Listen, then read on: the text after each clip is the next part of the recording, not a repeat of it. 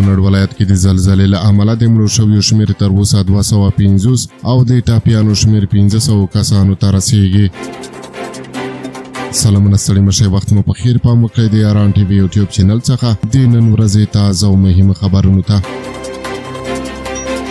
د افغانستان دولتي باختر خبري اژانس خبر ورکړی دی چې د تېرې شپې زلزلې له امله د کونړ په نورګل، څوکۍ، وټپور، مڼوګي او چاپیداري ولسوالیو کې د مړو شویو شمېر 250 کسانو ته او د ټاپیانو شمېر بیا 1500 کسانو ته رسېدلی دی.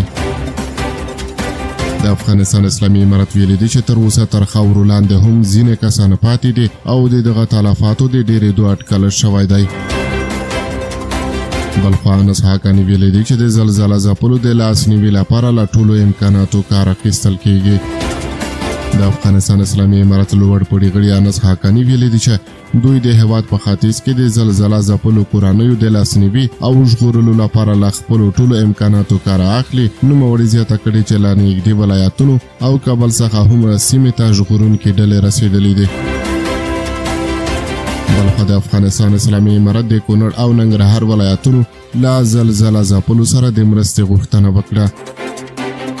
د ننګرهار ولایت لپاره د عدلیې رئیس محمد رئیس محمدي له خیریه بنسټونو غوښتي دي چې په کونړ او ننګرهار ولایتونو کې د زلزلې له امله زیانمنو کورنیو سره اړینې مرستې وکړي.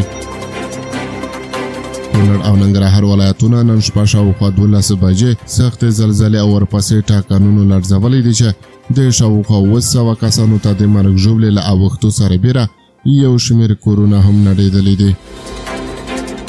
په دغه زلزله کې ډېره مرګ ژوبله د کونړ ولایت په نورګل ولسوالۍ کې رامنځته شوې او د ننګرهار په دراینور ولسوالۍ کې هم یو شمېر کسانو ته مرګ ژوبله اوښتې ده.